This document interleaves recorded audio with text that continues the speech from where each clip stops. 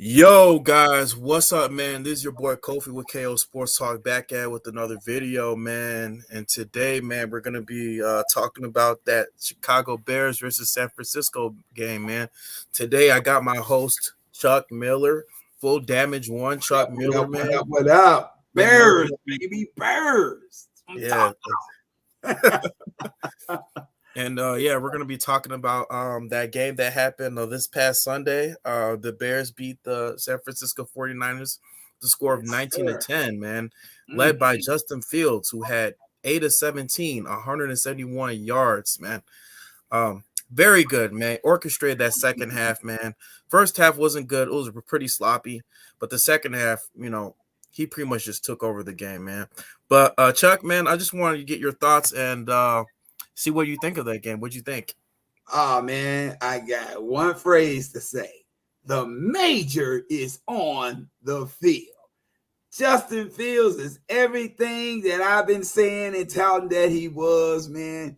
And the world is starting to know it, and he is going to show it. I thought for all the conditions being given, all the circumstances, with the team that we were going up against and the lack of receiving core that we have and all of this stuff, I thought Justin Fields was outstanding, bro. Outstanding. I'm gonna tell you what I love the most, and we'll get into it a little bit later, but I love the second half adjustments that Justin Fields and Luke Getsy seems to make with it when it comes to that offense. It's just the second half adjustments are just beautiful to me, bro.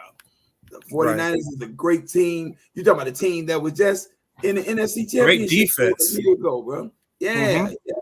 Armstead, Nick Bosa, and all those beasts over there, bro. It's just that defense is incredible. And for Justin Fields to perform like he did, all the weather conditions and everything aside, was phenomenal to me. Phenomenal. Yeah, it was very phenomenal. Very phenomenal. I mean, the first half, even a lot of Bears fans were saying, it's Matt Nagy, the shades of Matt Nagy on this field. They're saying Luke Getsy, he's not a great play caller. Even though the first half, I don't know why Luke Getsy was being so damn conservative on the play calling, like just running the ball a lot, especially on that one play where he ran that ball on 3rd and 9. I really didn't understand it, but I guess he, was really trying to protect Justin Fields. Some people are saying he was trying to protect Justin Fields, and that they didn't want him to do too much. So, well, I think what it is from what I've been seeing, and this has even been true in the preseason, from what I've been seeing so far, and it's just a small sample size, but I believe that Luke Getsy and Matt Eberflus comes in with 2 game plans for Justin Fields. I believe the first game plan is to be conservative, see if we can play it close to the vest, see if Justin Fields is able to produce and, be productive in that. When that falls apart, I believe the adjustment that they make is run Justin Fields out that pocket and let him do what he does. Let him go Sandlot style football like Patrick Mahomes. And that is where my man shines at. When he outside that pocket, bro, it's on. There's all bets is off in terms of what can be accomplished once he runs. And you saw that 58-yard bomb to Dante Pettis, man, in the second half. When he made that pass to Dante Pettis, I was like, yes, what? and when that pocket broke down. I've been listening to what was that Pardon the Interruption with Tony Kornheiser and Mike Wilborn, and I gotta say I'm a little perturbed by the way Tony Kornheiser decided to just dismiss the accomplishments of Justin Fields in this game. He kind of blew it off, left it in Mike Wilborn's lap, since Mike Wilborn is from Chicago, to do all the talking about it. But it was real dismissive. He only had 217 yards, or how many yards he had, and 51 of them came on the pass to Dante Pettis and blah, blah, blah, blah, blah. I'm like, you got to consider who he was going against. And let's keep the number one defense, and the weather conditions were bad too. This is the defense that went into Lambeau Field in the playoffs, the frozen tundra, and shut down Aaron Rodgers, Devontae Adams, and Aaron Jones. 2-time MVP. No, 4-time MVP. Yes. So consider who this kid is going up against. Look at the way he was able to make the adjustments at halftime, because at halftime we didn't have any points. For the first 6 drives that Justin Fields had that ball, the Bears had 5 punts and he had 1 interception. The next 3 drives, we scored 3 TDs, brother. And all of those drives were after halftime. This kid is the truth. And we completely shut them down the second half. I think they only scored three points. Let's keep this in mind too, brother. Everybody went into this season with no blinders on about the Bears offense. They knew we didn't have the receiving core. They knew we didn't have the depth. They know we're short. And for this kid to go out there and pull this game out against that team speaks volumes about how great Justin Fields is. This dude can play. Exactly. Right. I mean, the kid, like, even before we drafted him, I made a video about this. Like, Justin Fields, he has the intangibles to be a franchise quarterback. The kid has the it factor. He's a natural-born leader. He performs when the pressure is on. I mean, he's very athletic, can move outside the pocket, can throw outside the pocket, roll out and throw outside the pocket. I mean, the kid's the total package, man. He gives it all to you, bro. I'm going to read this first half. I'm going to read this first half stat. So the first half, like, his total QBR rating was a 2.5, right?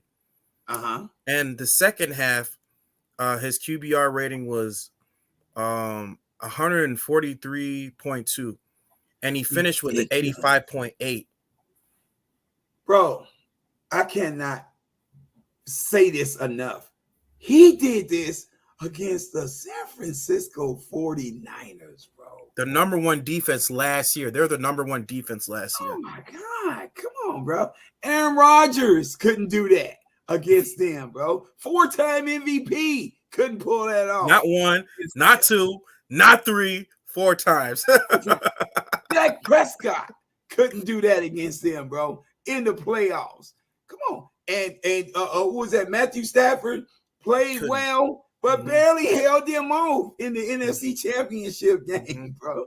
I mean, come on, man. I understand it's a small sample size. The first thing we're going to hear this week is don't overreact. And we're going to keep it in perspective. It's just 1 win, but it's 1 big win for a franchise. Hey, Charles, let them sleep on us. Shh. Hey, we still ass. We still suck. We're not good. Let them still sleep on us. Let them still sleep on us. Let them sleep. Let them sleep while we eat. Let them sleep while we eat. Yes, sir. I like that. Let them sleep while we eat. And man, I wanted to go over some of these plays, man. Especially, man, the first half. Remember the first half, man. Like, that defense, man, was really good. They were really on it. I think in the first half they had that fumble. I'm gonna go to this play right here. I think. Where is it? And is again Dominique Robinson, no, the not that rookie, one. and sacks. But they had that fumble. Brandon Ayuk inside the 20. I think it's this play right here. First down at the 16. Yeah, it's this one right here. Look, Samuel lines up in the backfield for the first that peanut punch. Oh yeah, the peanut punch. I like to call it that. That's they exactly had that punch right there. Peanut punch by Jalen Johnson. Right, that peanut punch by Jalen Johnson. Man, that defense, they were like flying to it, man. I was like, bro, like this defense, man, like Matt Eberflus has really got them to be more disciplined this game, man. They only committed what, three penalties? And let me say this, bro. I owe you a lot of credit, bro, when it comes to giving credit to the Matt Eberflus defensive philosophy and everything. You've been pounding that home, Coach. You really have. And for the life of me, I couldn't see it at first. I'm thinking, this guy just blowing smoke. He's not going to do nothing, blah, blah, blah. But in this game, I saw it up close and personal, bro. This team was flying. They were swarming to the ball, yeah. And go. Well, I'm not gonna steal all the thunder because I want to say something else about that later on. But this team was flying to the ball. They were swarming to the point where it got to the point it seemed like it was too many Bears on the field at one time. Always in wherever the ball was, man. I thought it was just beautiful. They were hungry. They looked determined. And this didn't look like a team who thought they were going to lose, bro. They came out there ready to fight and ready to win, bro. Yeah, they came to prove the doubters wrong. Yes, sir. Yes, sir. But that was a beautiful play by Jalen Johnson punching that ball out. And I tell you, I was really impressed with Jaquan Brisker, man. That kid was everywhere on the field. Literally everywhere, right? Everywhere. He recovered that fumble. If right, I'm not he did. mistaken, bro. And he made some key stops that helped us win the game. When yes, I think it was like during the fourth quarter when San Francisco was kind of moving the ball down, and like he made a key stop. Like when they got Trey Lance to play quarterback, he made like this key stop that helped us to win the game. But I mean, like, man, this defense is gonna look nice, man. People this Bears defense is not to be slept on, man. I did not agree with this Jaquan Brisker pick because I was streaming that 2021 NFL draft. I was like, man, why didn't we get a receiver, man? We could have had that one kid from Cincinnati, Alec Pierce, or we could have had George Pickens. But now looking back, I mean, like, what's his name made a good pick. Ryan Poles made that really great. Ryan Poles. I was about to say Pace, but Ryan Poles, honest mistake. RP1, RP2. That's what we had here.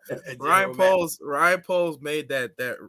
He made a great pick, man. He was one of the best in the draft because they were really sticking to their guns. Like, we're gonna go who is the best draft pick, and Jaquan Brisker, he was the best safety, up until that point, and so man, like he was great, and I don't think he missed on him, bro. I love this kid, man. He's flying around out there. Now, I will say this: Kyler Gordon got taken to school. He got taken to the woodshed in this game. Yeah, he did. Rookie, Jawan Jennings was killing him, bro. Jawan Jennings was burning him. Yeah, that's expected, though, man. It's his first game in the NFL, going against these experienced receivers. You got to take your lumps at some point, bro. You got to take your lumps at some point. But that was okay. He didn't run from the challenge. He kept hanging in there. He going to figure it out. Yeah, he's gonna figure it out. He's gonna figure it out. And also, what about Eddie Jackson, man? Eddie Jackson, bro, when he made that pick, yes, that helped lead us to that touchdown drive. He completely baited Trey Lance into that throw, bro. He baited him because he broke toward the middle, like he was covering the middle. And right when he saw Trey Lance commit, he broke back, bro. Read it perfectly. Oh, that was a thing of beauty, bro. That was a thing. I think I wanted to show that play if it's Oh, sorry, man. I got this stupid ad. Hold on. Yeah. It happens, bro. Don't worry about it. Where is it? Where is that play? No. Yep, that one. There it is. Yep. Eddie Jackson, man. Yeah, man. I mean, what do you think about Eddie Jackson? Do you think he's back to form, or is it too early to tell, man? We're probably gonna have to see more from him. Yeah, give me 1 sec, bro. I can buzz somebody in the door here. Oh, okay. But anyways, guys, this is your boy Kofi with KO Sports Talk, man. I'm with my co-host. We're discussing the Chicago. My co-host Chuck Full Damage Miller. We're discussing the Chicago Bears game. And so, okay, he's back now. Okay, so, my man, like I said, back on the Eddie Jackson thing. Yeah. Do you think he's back to this 2018 form, or we gotta see more from him? I don't think he ever left the form, if I'm totally honest, bro. I think what happened is the Bears defense, the team as a whole, kind of got disencouraged with what they were seeing from the Matt Nagy regime, bro.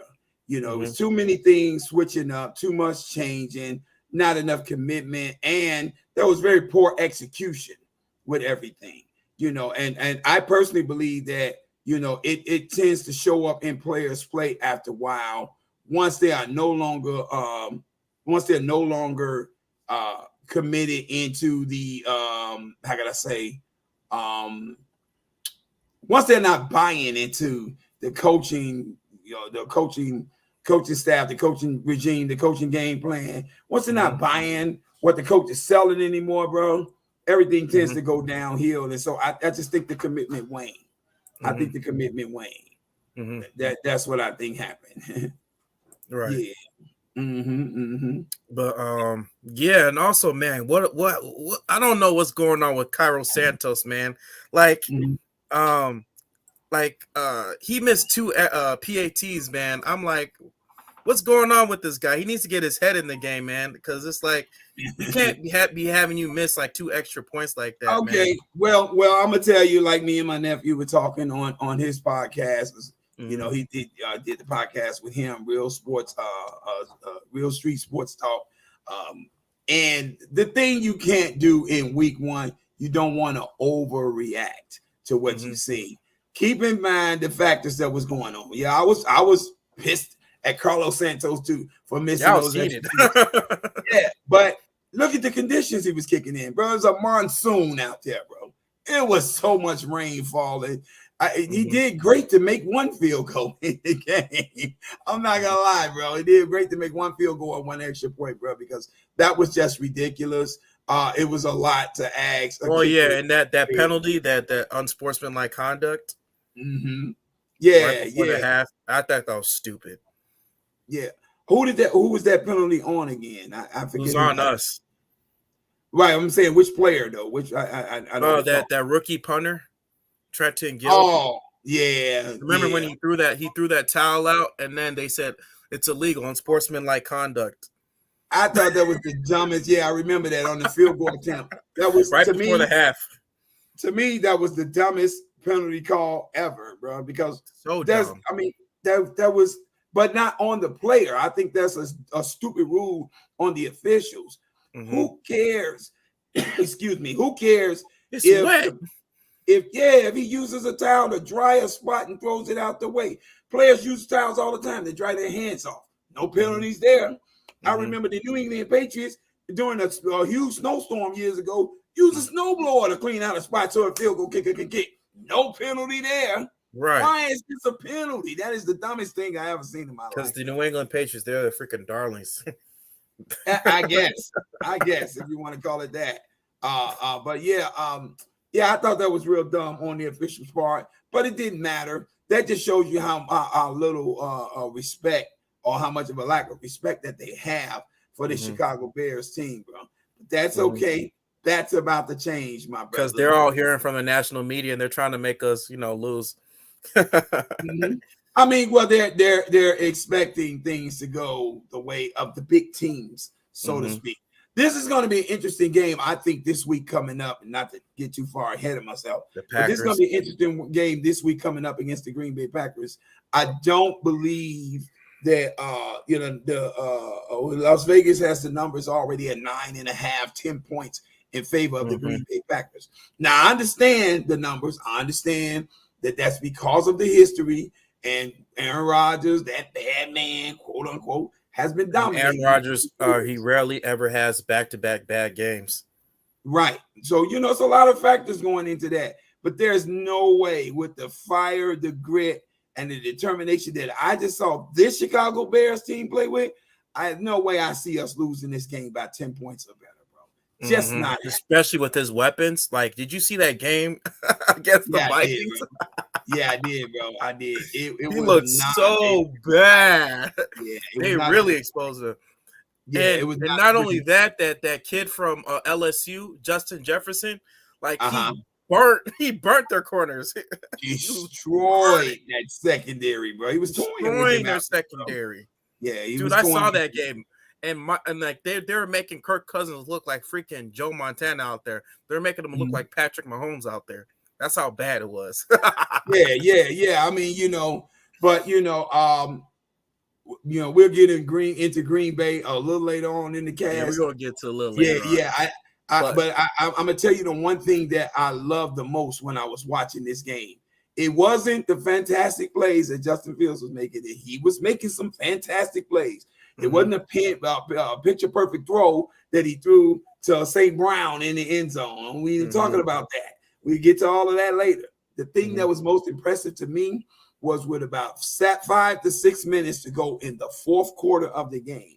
I am looking at 2 teams that's been in a war of attrition all game long. They've been in the trenches and they going at it.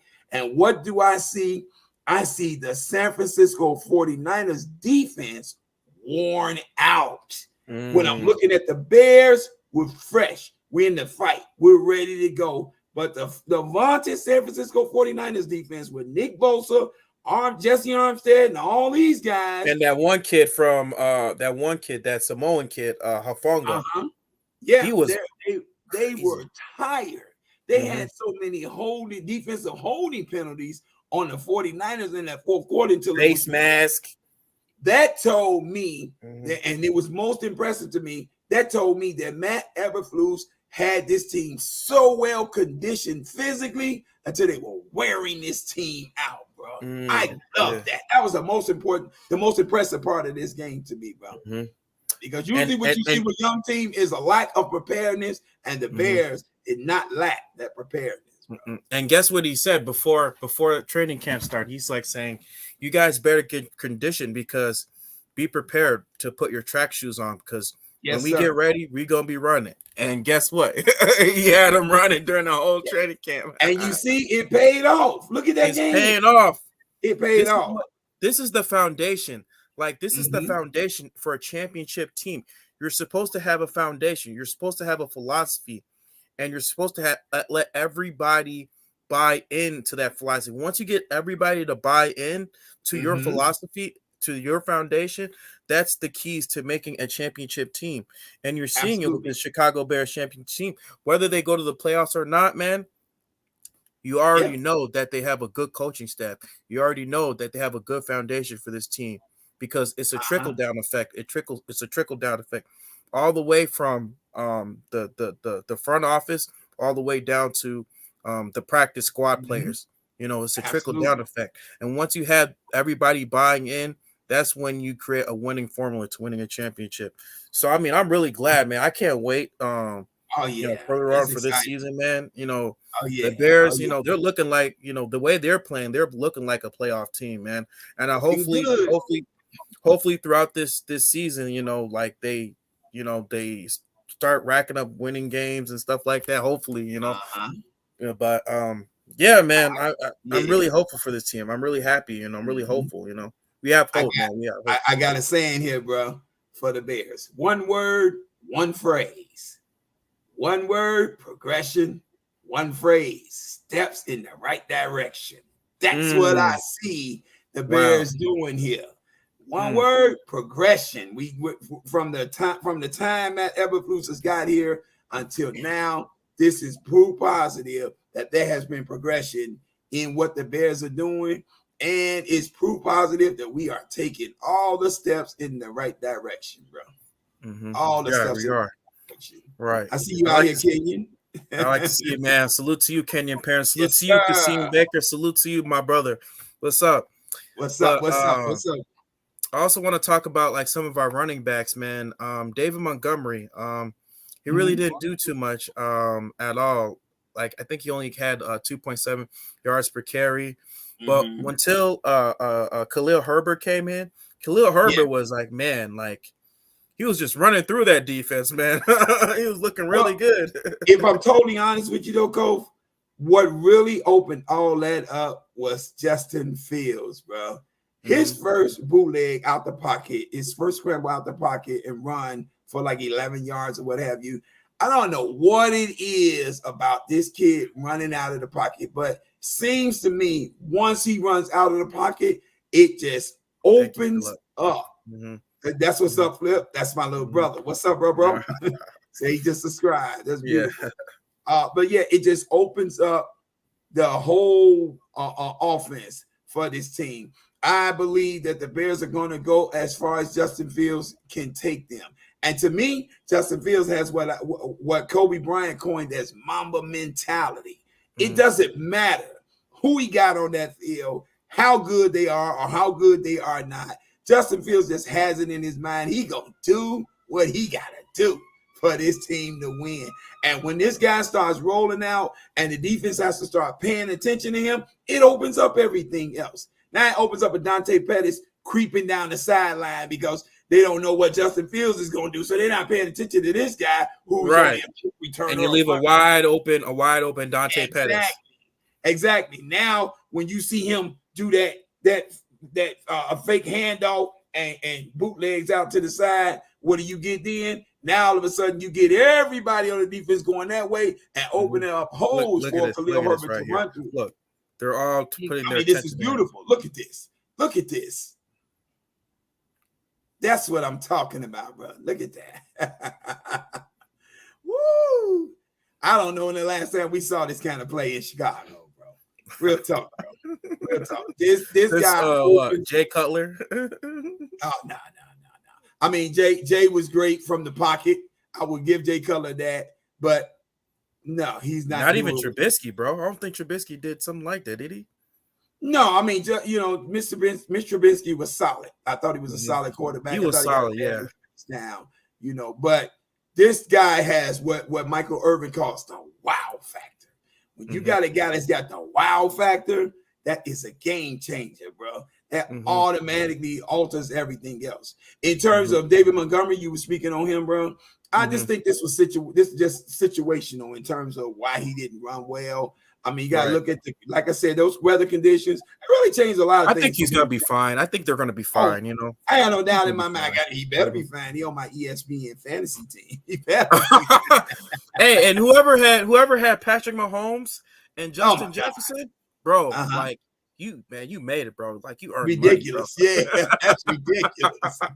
And if you're smart, you have that every week. If you want to build championship teams or win. Those guys went off through week 1, bro. I'm like, man, if I would have played fantasy, if I had them, oh gosh.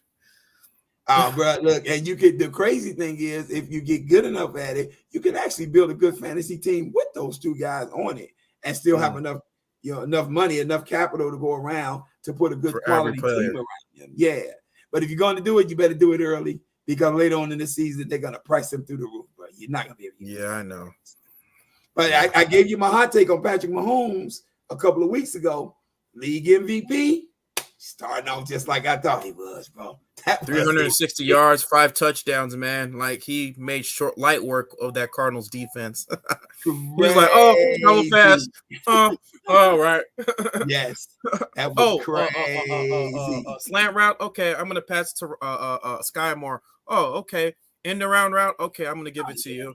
Shovel pass. He finger rolling. Finger rolling. Flick of the wrist. It was Clyde Hilaire. Clyde Edwards-Hilaire. Yeah. Juju Smith-Schuster. Oh, okay. Beat him up top. Okay, I'm beat him up top. Oh yeah. The only thing he missed on, if you can really say he missed on anything, was a couple of deep, a couple of 20-yard passes to McCole Hardman. But that'll come with time. It's gonna come. I'm not worried about that. I mean, they're looking like they're already looking like a championship caliber team. I mean, they're always that way every year. And dare I say it, they may be even more lethal this year without the cheetah, aka Tyreek Hill, on the team. Because now that ball's getting spread around and you have no idea who he's gonna throw it to. He hitting everybody, bro. He's hitting everybody, bro. So yeah. But yeah, I thought. What did you think about this week's game? Games as a whole, not just the Bears, but I mean the entire week of NFL. Man, I saw that Chargers game. Man, Khalil Mack had like 3 sacks, bro. I was like, oh Lord, man. I'm like, I don't want to be reminded of that.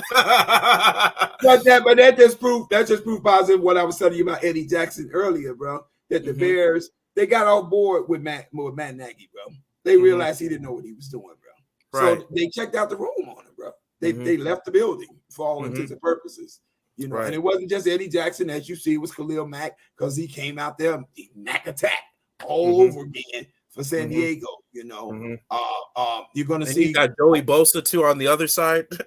Oh my God, that's tandem there, bro. Talking about bookings. Joey Bosa had like 2 sacks, and like Khalil Mack, he had like 3 sacks. And another guy, he had like 1.5. It was like another pass rusher. I forgot his name. Oh, those defensive tackles in the middle, they're gonna benefit. Yeah, I think a defensive tackle. Yeah, he had like. Yeah, they're gonna benefit a lot from Joey Bosa and they got to Derek Carr, man. They were getting to Derek Carr like, man, a lot. Oh yeah, but and I'm gonna tell you something else that this week shows me. You saw a lot of good teams go down in major upset types games, to losing the scrub squads. You see the Broncos. Indianapolis Colts struggling against the Houston Texans. Where they do that at? You struggling against the Houston Texans. And the Giants being the Titans. The Giants being the Titans. What that showed me, Cove, is what's been going on in the NFL forever in the day. There's no such thing as you are too good for preseason games. When a team is not practicing, when they're not properly prepared, when they're not performing in those preseason games, bro, it shows. It just shows me that these teams rest on their laurels too much. It's a lot of arrogance in the NFL. When I watched the Kansas City Chiefs play against the Arizona Cardinals, I'm sitting there thinking, well, Arizona and Kyler Murray in Arizona, they know they're going up against a juggernaut team, so they're going to be ready. That's what I'm thinking. I'm thinking they're going to be ready to, all guns blazing, all points bulletin for them to perform. And what do? They come out there and look so ill prepared against that team. Man, Kansas City was playing on rookie mode. They're playing on rookie mode. but see, it's real simple. When you look at that game, and it's a small microcosm to what I'm talking about, and it's a big problem in the NFL at the beginning of the season. Problem. When you look at those two teams, Kansas City and Arizona, the stark difference that you see is because Kansas City and Patrick Mahomes played their preseason games. They played them together. They got chemistry now. Patrick Mahomes knew that he couldn't afford to take the preseason off and think he was just going to come out here and they were just going to light everything up like they have been doing in years past. Right, this guy's an MVP, Super Bowl MVP, and Andy Reid still played him in the preseason. Absolutely, and he needed to play in the preseason. He needed that. He got a new receiving core to go around, bro. Valdez Scantling, he got him. He got Sky Moore that they just drafted. Sky Moore, yeah, you got all these new pieces. You can't afford to sit down when these new guys are out there and they never play with you and they have no chemistry with you. You got to develop that, and that takes time. What most of these teams are doing, they're rested on their laurels and they're jumping out here and they're trying to be superstars without any practices, without any reps, without any continuity. It don't work like between them and the play, and it don't work like that. When you saw that game, you saw Patrick Mahomes them running like a well-oiled machine in Kansas City. On the flip side of that, you saw Kyler Murray and the Arizona Cardinals looking like a bunch of trash, like they've never been on the field. They looked flat. Absolutely. Shoot, even the Bills, they played Josh Allen too. Yes, exactly. If you want to be a championship contending team, if you want your team to be in that position, if you think you got the horses to get that done, you got to put that work in, bro. There's no such thing as you're going to take the days off because you're the vaunted superstar and everybody's just going to fall in place when it's time to go. No, it's not how that works. It don't work. Not how that works. Look, even in the Jordan era, bro, I'm going to switch it to basketball real briefly here. Even in the Jordan era, with the Bulls winning championships, Jordan was still playing preseason games, bro. Yeah. Preseason. Derrick Rose was playing preseason games. Scottie Pippen. I remember they went 10-0. Yeah, man, come on, man. That's ridiculous, bro. So yeah. I think that's man, getting to the Packers a little bit here. I think that's definitely part of the reason that the Packers look so awful in that game against Minnesota. Because Rodgers wasn't playing in any preseason game. Right. Same thing they did the year before with the New Orleans Saints. Aaron Rodgers has this arrogance about him where he doesn't feel like he needs to play these preseason games. But when you got a new receiving core coming in, those preseason games that you're playing, they are not for you. They're for them. These guys got to get some familiarity. And he's blaming them. Exactly. How can you blame these rookies for something that you asking them to be magicians and come out here and figure out, and be clairvoyant and figure out what's in Aaron Rodgers' mind and where he's going to throw the ball and how they don't know how you play. They don't know. They never played with you. How they gonna know to do that? So yeah. And it wasn't just Aaron Rodgers, bro. I'm a Bears fan, so I'm gonna rip at Aaron Rodgers when he do stuff like that. But it was across the league, man. You can see this everywhere, bro. It was horrible. It was horrible. Yeah.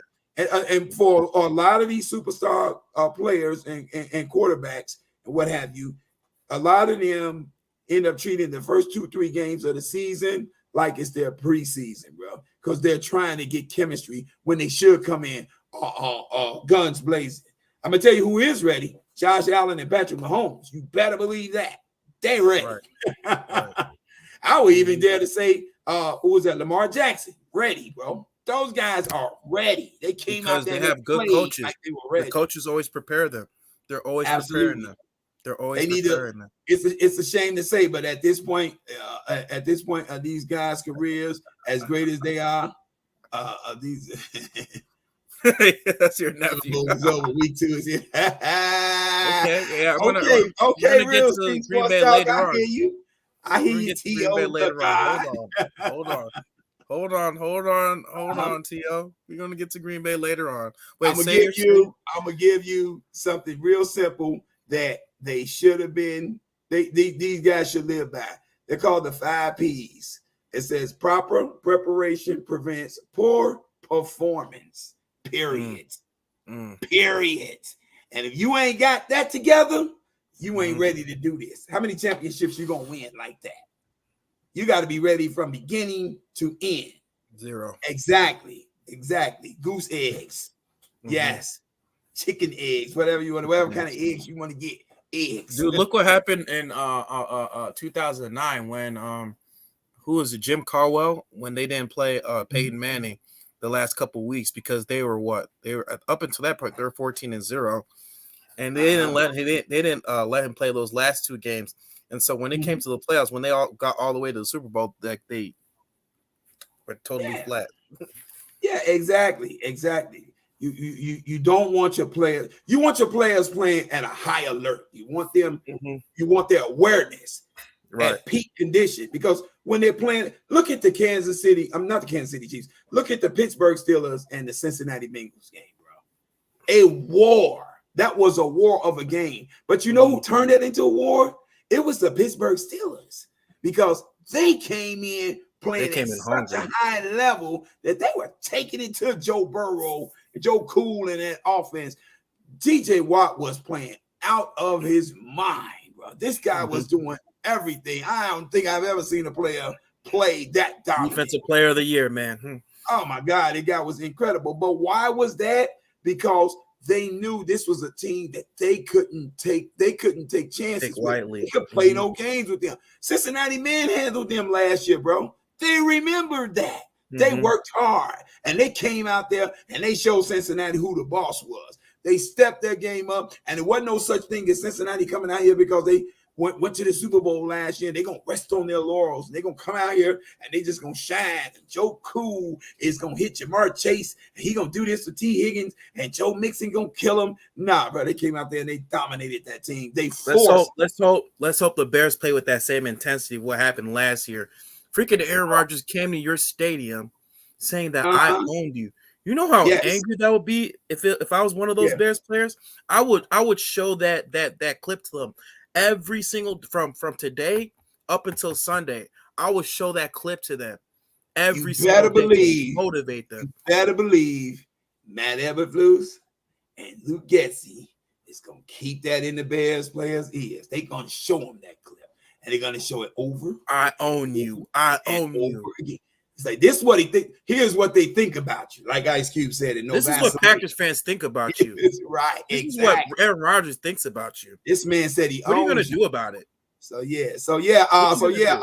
real street sports talk. Yeah, you get ready for this, bro. We're not laying down, bro. We coming to your town, and I'm gonna do my Packers hate week. We coming. I'm gonna do my Packers hate week probably tomorrow or Thursday. Yes, sir. Yeah, I mean, I'm not really too scared of the Packers at all. I'm not really too scared of them because, I mean, of course they don't got Devontae Adams, and a lot of people were saying, what was Aaron Rodgers' record without Devontae Adams? He was 10-1. I'm like, bro, come on. That he was sounds they were familiar, saying he's 10-1 or some stat. That sounds familiar, T.O. I've been hearing that all week, bro. Aaron Rodgers was 7-0, 8-0. The Green Bay Packers was undefeated without Devontae Adams. Yeah, easy to pull 1 or 2 games off without him. Let's see you pull a whole season off without this guy. Now, just for the record, this is a small sample size. We only got 1 game. I will say this: Been talking to my nephew, and he keeps pounding home for us not to overreact after one game. Now that I will give him. One game does not make a season. So and look, you guys are not going to have Alan Lazard. You don't have MVS. MVS is not out.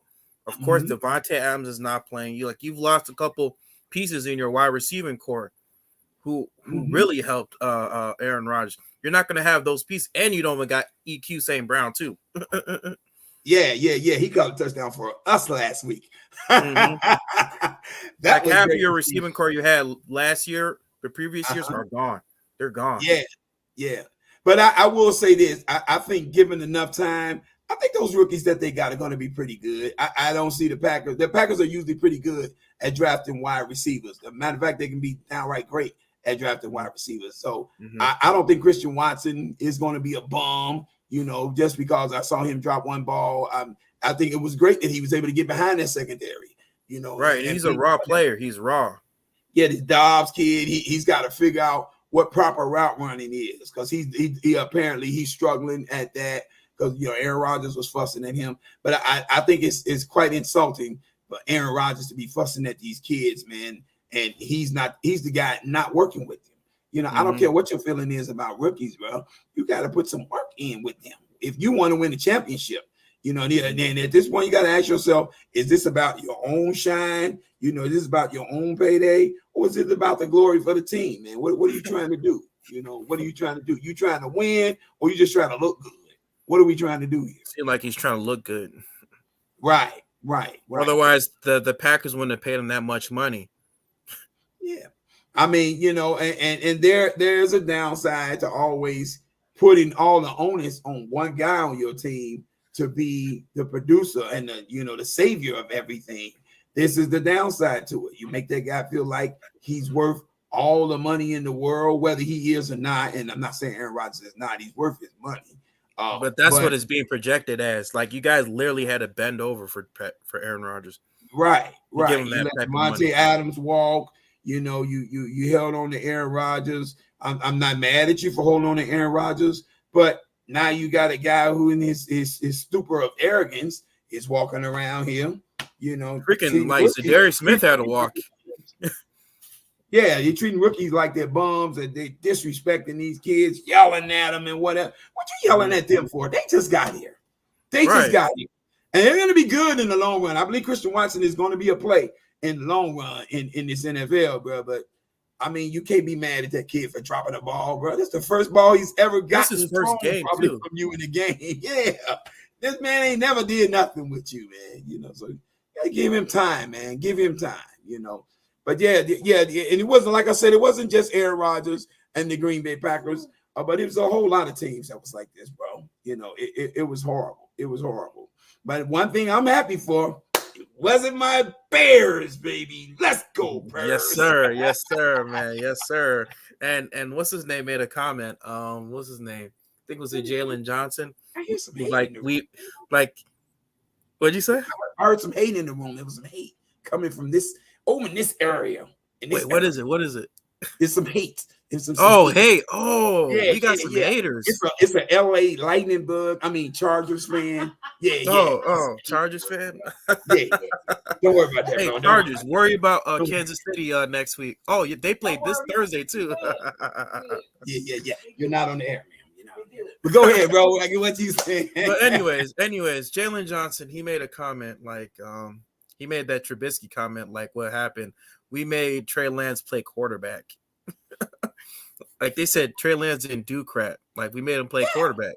Yeah, and that's what I really thought the way that they were using him, I didn't care for the approach that San Francisco, that Kyle Shanahan and San Francisco's coaching staff had Trey Lance taking. They're trying to use him like he's Josh Allen out there, bro. They want him to stand upright and run through tackles and all this here. Don't get that kid broke up like that, man. He is not Josh Allen. Josh Allen is a freak of nature. They need to understand that. Josh Allen, he's an anomaly, bro. He's a unicorn, man. Exactly. Josh Allen is what he can do, not everybody can do, bro. Not everybody can do. And so now you got Trey Lance running in between the tackles. I didn't see this kid take one slide. He didn't give himself a one time. Justin Fields, I believe, is a bigger, stronger guy in some phases of his physicality than Trey Lance. And even he was smart enough to give himself up, bro. You can't. He was smart enough to slide. Exactly. You can't keep this guy running out there, especially with a physical defense like the Bears, have. You keep the guy getting hit like that, man. He's going to be injured, and his NFL career is going to be short-lived. They got to rethink their game plan. Yeah, they got to rethink. He's going to end up like Cam Newton or Colin Kaepernick. Mm-hmm. Well, I don't know. Those guys, I wouldn't say they were broke up. They never got broke up. But, I mean, look at the guys we're talking about. Cam Newton's this big house of a man, hard as hell to bring down. And Colin Kaepernick has the speed. Those injuries, they caught up to Cam Newton. Those injuries caught up to him. Yeah, I think Cam got old, bro. I think more so than anything, that's what it was. Cam got old. He's another one of those players like Aaron Rodgers with this arrogance, thinking that, he's better than the rest of the team and all of that kind of stuff, And his high fashion style. Yeah, all that crap is cute. But it doesn't win games. He was never the same after that Super Bowl. After Super Bowl 50, like he was never the same. Yeah, I tell you who is the same after Super Bowl 50, Von Miller. Yes, sir, Von Miller.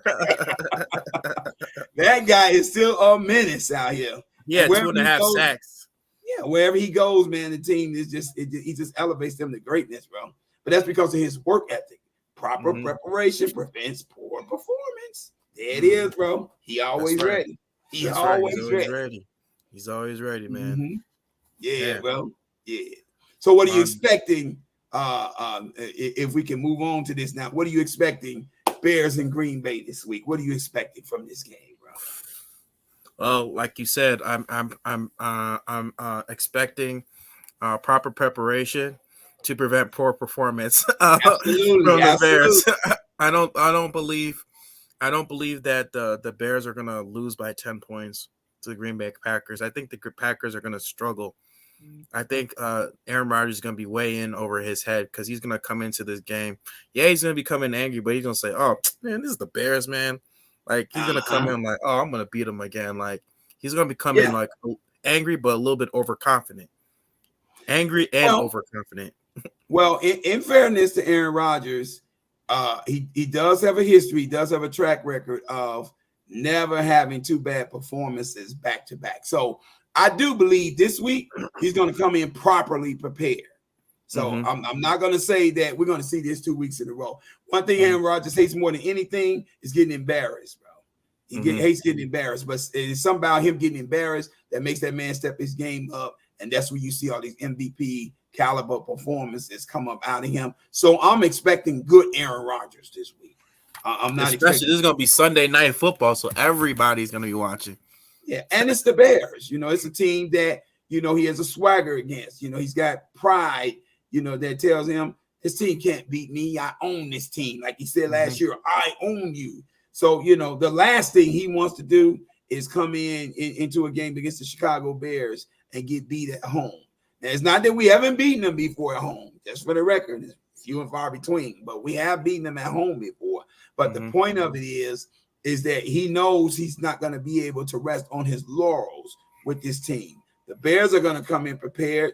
The only thing I'm expecting a good fight. I want us to put up a fight. I want us to come out there believing we can win this game. Because if we come out there with that, like we did against San Francisco, we make it get some results. Or just for the record, on the schedule, I check mark the Bears to win this game. And you know what? You know what would be even more sweeter? If Justin Fields outplays Aaron Rodgers when they both have good performances, like let's say if it goes to a shootout, that'd be phenomenal if he outplayed Aaron Rodgers. If he wins, like if the Bears win 38-28, man, I'll be happy, man. I'm like, man, like that was a good game, man. Like, man, Justin Fields beat Aaron Rodgers even at his best. I'll be like, wow, that'll be like really sweet. The in-game adjustments that I see Luke Getsy and Justin Fields making, for second half, is something that I'm thrilled to see again. When Lovie Smith was here, the one thing that the Bears prided themselves on under his coaching regime was being the best second half adjustment team in the league, bro. And it looks like it's a small sample size, like I said, but it looks like we may be going back to that, bro. It looks like that because the first half, we couldn't get anything going on offense, but our defense kept us in the fight against the 49ers. Second half, couple of bootlegs, couple of rollouts, a couple of runs by Justin Fields. All of a sudden, the field opens up. Now we can't be stopped. 19 unanswered points, bro. 19 unanswered. Come and see us. We ready. Come on. Man, if we're able to put a string together like good offenses, like if we're able to get the string offensives of 20-plus points and we got that defense behind us, man, look out, man. No team is going to want to play us, man, because we're going to play hard, bro. Y'all better freaking put that chin strap, little chin strap upside you with your helmet, man. You better be prepared to come and play us because we're gonna come like with guns blazing. Like, we're gonna you better be prepared. and I love how everybody was saying, well, Darnell Mooney didn't do anything. They said Cole Kmet didn't show up. Where were these guys? I tell you where these guys were. They were schemed out of the offense because of the 49ers defense. You better believe Kyle Shanahan. Scheming for them, right? They knew that. You better believe Kyle Shanahan and his coaching staff definitely was prepared to play the Bears. And they know that we're limited in offensive weapons, so they took those away from Justin Fields to see what he could do without them. And he showed them what he's capable of. Right, that's what happened in the first half. Like, remember when he threw in the coverage to Darnell Mooney, ended up getting that interception? Like, Kyle Shanahan knew that. He already prepared for that. Like, so, I mean, I think Darnell Mooney, and Cole Kmet, I mean, they're going to be fine, man. Oh, no doubt. They're going to be fine. So, I mean. What I love the most is how well Justin Fields sees the field, bro. He sees it. Okay, I tried to throw this pass to Darnell Mooney. It was like 4 guys around him, and the interception came out of that. So what are we going to do? We're not going to do that no more. We're going to let him be a decoy. Let him run 3-4 guys off with him down the field. Let Cole Kmet to demand this double team. And then we're going to find all these other people that's no names and nobodies, like Brian Pringle and Dante Pettis. You know, we're going to find all these other guys. They need to get Ebner involved too, bro. I want to see this. Right. I like Ebner, bro. He's a They need to get him involved in this game too. And they need to get involved with Bayless Jones too. Bayless Jones, that yes, Bayless Jones, yeah, man. Get these guys going, you know. So and I love this because I see that, you know, Justin Fields is showing me that he'll cook with whatever is presented to him, bro. If we want lemonade, now he got his lemons, he gonna make lemonade, brother. We need some all you gotta do is roll out the pocket like this. He'll roll and turn into lemonade. He'll be rolling like this, like stirring the pot. Like, you know what I'm saying? Like, rolling that lemonade with sugar. my only hope and prayer is that this carries over with every game. I'm looking for the progression and movement in the right direction. I'm looking for that, bro. Steps in the right direction. Progression, steps in the right direction. I'm looking for that all year. With each game, I'm expecting Fields to get better and better and better. Give me a reason to put you on my championship team, Fields. Let's go. I'm pumped. Right. That's why Poles signed all these players to 1-year deals, because he's evaluating, saying that, hey, Justin Fields, these are the weapons I'm going to give you. See what you're going to do with it. If you're able to do something with that, next season, we got over $100 million in cap space, and man, we're gonna sign whoever. Okay, whether it be this guy, whoever it is, Terry. I don't know about Terry McLaurin, but you know what I'm saying, like a good wide receiver that they got to sign. Yes, or you know whoever, a good tight end, whatever. You know. Hey, we may be able to even get a value tag on Odell Beckham Jr. and bring him over, or sign him. Yes, for next year, that is. This year. Yeah. We'll take a flyer on him. That guy just won a Super Bowl. He's a jerking personality, but he's phenomenal on that field with that football player. Yes, sir. I would love to see it, bro. He in Chicago. I would love to see it, bro. Man, dude, that would be great, man. Have Odell Beckham, a player of his caliber, man. Yes, sir. Yeah, that's all we're missing right now is a big play number one, bro. A number one receiver who can bring big plays, man. Yeah. But yeah, man, what else do we need to talk about? What'd you think of that Broncos game though? That Broncos and Seahawks game. Great game. Horrible finish by the coach. Horrible decision at the By end. Nathaniel Hackett to go for that field goal. Come on, bro. Nathaniel Hackett. Come on, bro. This is Russ's house. We're back in the house that Russ built. This is his city. He left it, and they're booing this man and fighting him. The 12th man in the stands is the 12th man, and the Seahawks team, they are giving their all trying to take him down. This is his one shining moment to go against this franchise. 4th and 5, game on the line. Russ has cooked there for years. He knows just what to do to keep it going. You don't take the ball out of his hands, bro. You let that man decide. Cook. What they should have did, he should have called a timeout once they got the 4th and 5, brought Russ over to that sideline, and Nathaniel Hackett should have asked him, Russ, what do you want to do? That's what he should have did. And then Russ said, whatever you want me to do, coach, you should have told him, nah, bro, this is your show. This is your ship. You built this house. It's your moment. If you want to go out here and go for it, I'm leaving the ball in your hands. Go for it. Anybody can get it done in that place. It's Russell Wilson, bro. No way in the world you take that ball out of his hand. The house that he won that championship. The house that made him a 9-time Pro Bowler. Yes, second all pro. Built that house, bro. That's his team. Everybody who's playing against is all his team, bro. DK Metcalf, Tyler Lockett, Rashard Penny. You go down the line, that whole defense, bro. That's his house. You don't take that ball out of his hands. So even if he doesn't go out there and gets it done, okay, well, you gave it your old college try, bro. It didn't work. But if he gets it done, hey, you get all the glory.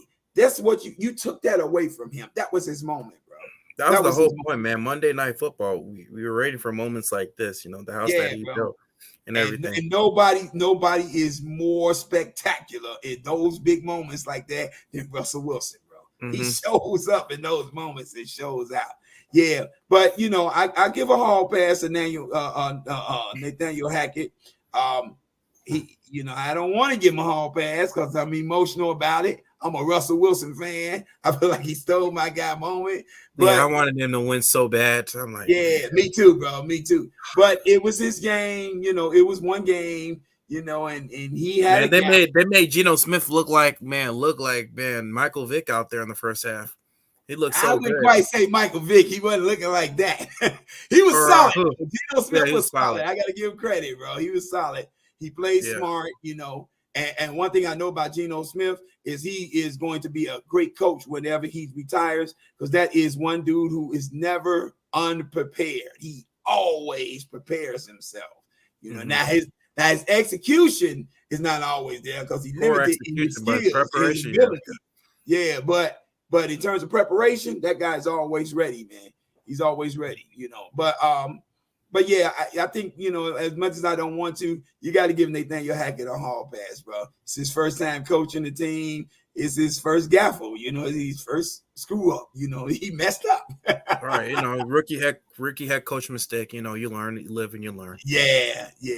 But, now Russ could be a little more vocal for me. I wouldn't have been mad if Russ said, hey, coach, let me have this moment, or something to that extent.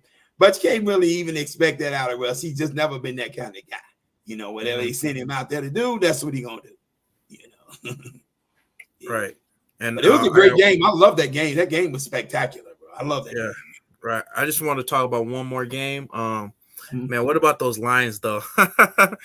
Yeah, Craig Jockman, I know you're a Lions fan, too, man. What happened with your Lions, bro? The Lions.